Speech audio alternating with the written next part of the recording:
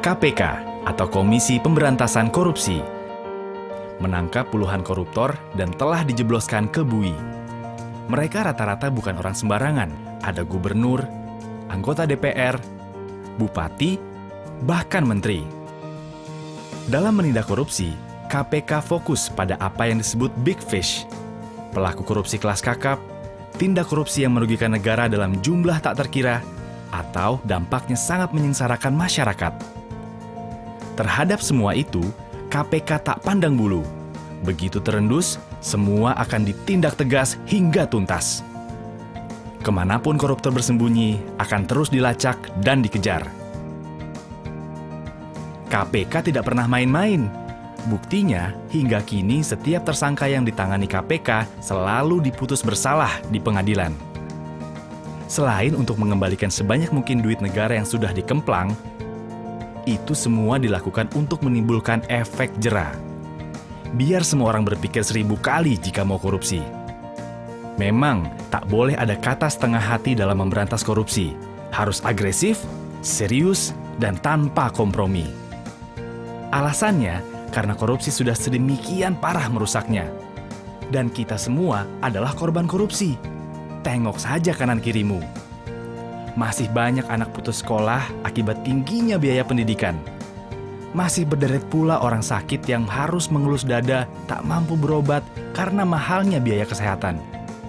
Anak-anak dengan perut membusung karena malnutrisi, itu akibat korupsi.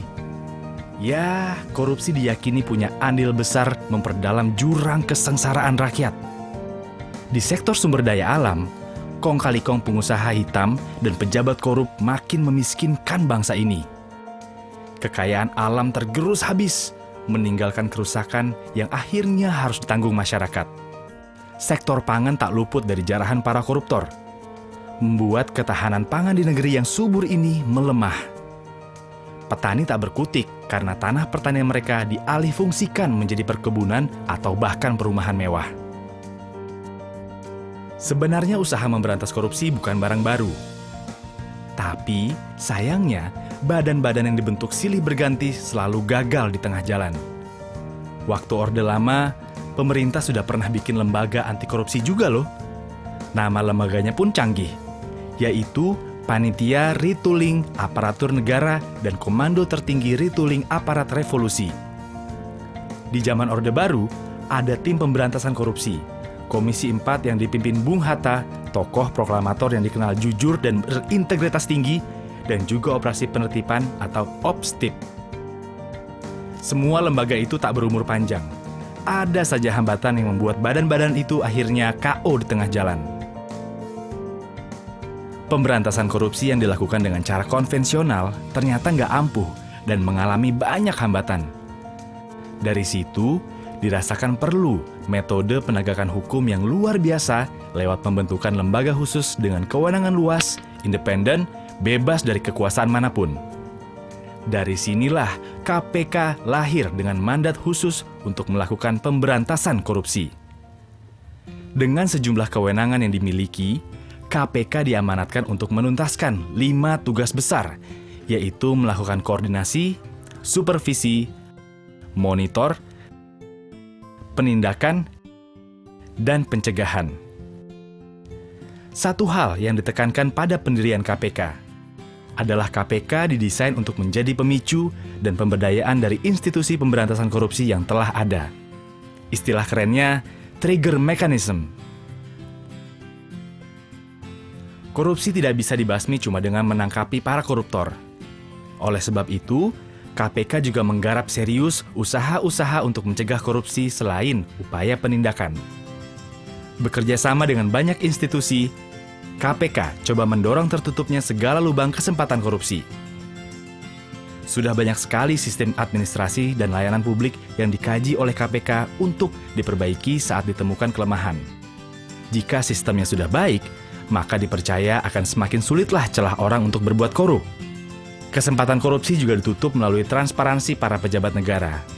Di antaranya dengan kewajiban pelaporan kekayaan milik pejabat dan pelaporan hadiah-hadiah yang diterima oleh pejabat atau yang terkenal dengan istilah gratifikasi. Sehingga korupsi bisa dideteksi dan dicegah sejak awal. Cara lainnya adalah dengan mengikis niat untuk korupsi. KPK mulai coba menanamkan karakter-karakter anti korupsi sejak usia dini. Hingga nantinya diharapkan akan terbangun generasi yang bebas dari korupsi. Upaya pencegahan korupsi adalah sebuah pekerjaan besar, karena harus dilakukan secara konsisten, terus-menerus, dan butuh waktu lama. Namun, ini adalah investasi masa depan untuk mewujudkan Indonesia yang lebih baik. KPK nggak bisa sendirian membuat Indonesia jadi bersih. Perlu usaha bersama demi membentuk bangsa yang punya karakter kuat dan bersih. Sudah terlalu lama negeri kita terpuruk karena korupsi. Selama ini, rakyat Indonesia cuma bisa iri dengan kemajuan dan kesejahteraan negara lain. Kita tahu, Indonesia yang maju dan sejahtera cuma bisa diwujudkan kalau pemerintahan dan birokrasi bersih serta melayani. Tapi, masyarakat juga tak boleh membiarkan perilaku korup terjadi di sekitarnya. Dengan semangat anti korupsi dan kerja keras seluruh lapisan masyarakat bersama KPK, harapan itu masih ada.